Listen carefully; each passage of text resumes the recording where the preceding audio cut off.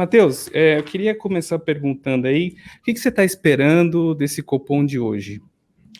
As nossas expectativas estão em linha com o mercado. O mercado está apontando para uma queda de 50 pontos base. Não é distante do que aconteceu na última reunião. Também tivemos um corte de 50 pontos base. E desde então foi contratado, no próximo comunicado, um corte de mesma magnitude por unanimidade, pelo menos no último comunicado, nesta reunião agora de setembro. Não é a última reunião do ano, temos mais duas, mas o cenário base, Renan, é de manutenção desse ritmo de corte até o final do ano, ou seja, encerraríamos o ano com 11,75%. Hoje estamos em 13,25%, cortando 50 pontos, vamos para 12,75%, e daí teríamos mais dois cortes para serem feitos.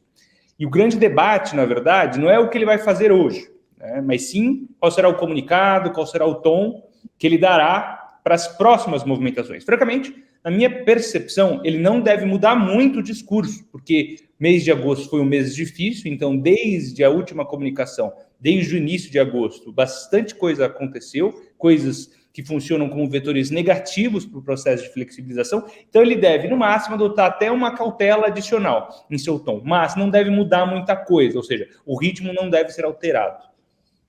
Certo, Matheus, e a gente pode descartar aí um corte de 0,75?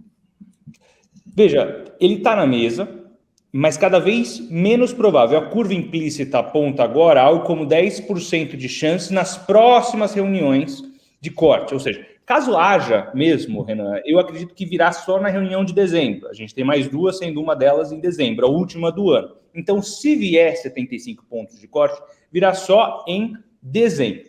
É importante porque nós entendemos que seja possível cortes de 75 pontos base, no cenário base, no ano que vem. Então, o que a gente está falando é antecipar para 2023, esse corte de 75 pontos. Isso é possível? Sim, é possível, pouco provável, porque depende de dados. Então, o Banco Central ele está naquele estágio de data dependent, e para que isso aconteça, ele precisa ter dados de atividade abaixo do esperado, dados de inflação abaixo do esperado. Em agosto, a gente teve choques negativos, tanto de atividade como de inflação, nesse sentido. O que eu quero dizer? Que eles estavam vindo acima do esperado. Começou a mudar um pouquinho a dinâmica com o IPCA fechado de agosto, que veio abaixo do esperado, porque os investidores acabaram, por conta dos dados de agosto, projetando para cima esse IPCA fechado. Então, ele veio levemente abaixo. Isso, sim, dá espaço, reviveu um pouquinho essa chance de 75 pontos. Mas ainda é algo escanteado. É possível? É provável? Não, depende de dados. Ontem a gente teve um dado de BCBR acima do esperado, desacelerando, mas acima do esperado. Então, enquanto a gente tiver pouca consistência em dados abaixo do esperado, provavelmente esse corte não será acelerado, ou seja, esse ritmo não será acelerado ainda em 23. Isso não significa que ele não possa fazer isso em 2024, ele provavelmente o fará, mas por enquanto a gente continua trabalhando até o final do ano com cortes de 50 pontos base em todos os nossos modelos. Certo, Matheus. E agora a gente teve aí uma pernada do petróleo. O petróleo aí que atingiu 90 dólares o barril. A gente sabe que o Brasil é muito dependente de gasolina, de diesel. A gente tem um transporte rodoviário muito forte aqui no Brasil. Uma alta da gasolina impacta. Como é que você está vendo essa alta da gasolina? Isso pode fazer com que o Banco Central comece a olhar com certo cuidado ali esse corte de juros? Certamente pode fazer com que ele olhe com mais atenção, com mais cautela. Ele pode usar como justificativa, como argumento, para eventualmente sequer acelerar o ritmo de flexibilização em qualquer momento ao longo dos próximos 6 a 12 meses. Agora, a gente precisa ter claro o seguinte, já era entendido que ao longo do segundo semestre a gente teria uma reaceleração do índice cheio. Isso já estava no preço, isso está acontecendo. Isso não significa que isso afeta a decisão de política monetária. A gente já sabia que ia reacelerar. E daí, reacelera por conta de efeito base versus 2023.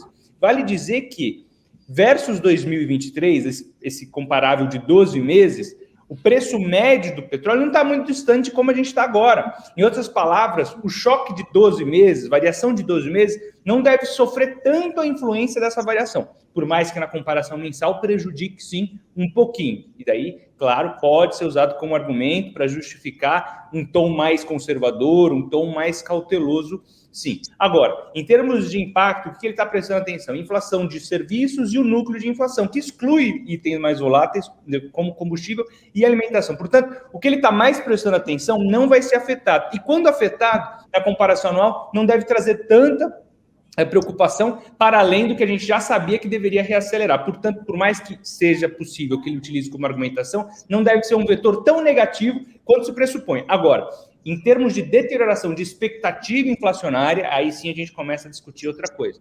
Porque a gente tem vários vetores negativos, entre eles expectativas de inflação, tem expectativas fiscais, e claro, a gente é muito refém tanto do preço do petróleo como do câmbio, quando a gente fala de expectativa de inflação. O Brasil, como uma economia importadora de bens de consumo, ele acaba sendo muito refém dessas duas variáveis. Então, você tem uma percepção do consumidor prejudicial em diferentes sentidos aqui. Certo, Matheus. E, Matheus, o que fazer com os investimentos nesse momento de queda da Selic? Veja, estruturalmente, a gente não mudou o nosso posicionamento de comprados em bolsa e em juro longo.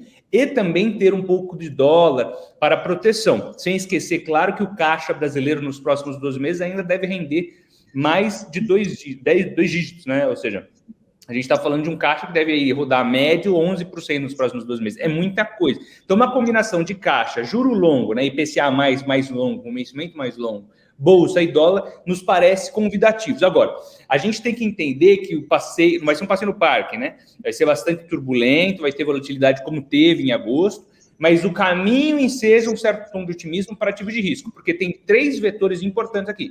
Primeiro, a gente está descontado. Segundo, a gente está num ciclo de flexibilização da política monetária, e isso sempre, né, historicamente, deu a entender, na média, a alta dos ativos de risco, né? Na média, o ciclo de flexibilização da política monetária fez com que o Ibovespa se valorizasse 35%. Na média, tem casos que valorizou muito mais. Esses 2 vetores, somado ao fato de que existe também uma tendência de alocação que está prestes a virar, né, a chavinha na cabeça dos investidores, nos permitem ter esse tom mais construtivo. Agora, como eu falei, não vai ser um passeio no parque, o investidor tem que estar preparado para carregar essas posições por pelo menos 12 meses, para daí sim conseguir capturar bons ganhos consistentes e, claro, com responsabilidade, sem fazer maluquice. Não custa lembrar que da última Selic, a Bolsa teve a pior marca negativa da história, né, de quedas. Então, às vezes não é pão, queijo, ali tem um cinza ali no meio do caminho, né? E veja só que legal esse seu comentário, Renan, porque a gente teve sim algo paradigmático em agosto, o mês de agosto foi um mês de queda, e o mês de agosto marcou também o início do ciclo de corte. Assim como historicamente, em 12 meses, você ganha com a Bolsa, historicamente também, na média, o primeiro mês que sucede o primeiro corte é negativo, na média. Então está em linha com o que a gente teve historicamente, na verdade, em termos de ciclo de flexibilização. A gente só tem que estar preparado, porque ganhos de curto prazo, a gente tem que eliminar esse curto prazismo, entendeu? Ganhos com ativos de risco precisam de tempos mais dilatados, né, horizontes mais dilatados de tempo, para que a gente consiga trabalhar com algo consistente. O Warren Buffett não é velho por acaso, né? Tem um motivo. O ganho precisa de tempo para que esses ganhos se maturem, para esses prêmios de risco se maturarem um pouco.